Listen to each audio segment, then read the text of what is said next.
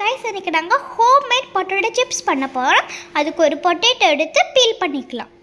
நம்ம potato feel பண்ணியாச்சு. இப்போ ஸ்லைஸ் பண்ணிக்கலாம். இப்போ நம்ம ஸ்லைஸ் பண்ணியாச்சு. ஒரு பவுலில் சால்ட் வாட்டர் எடுத்துகிட்டு நம்ம ஸ்லைஸ் பண்ண பொட்டேட்டோஸை போட்டுக்கோங்க. இப்போ நம்ம டிஷ்யூ பேப்பர் வச்சு ஸ்லைஸ்டு பொட்டேட்டோஸை ட்ரை பண்ணிக்கலாம்.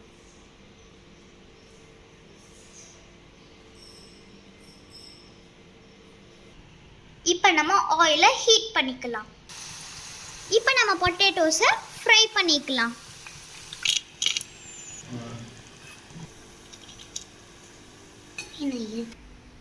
Potato chips ready. இப்போ வாங்க நம்ம டேஸ்ட் பார்க்கலாம்.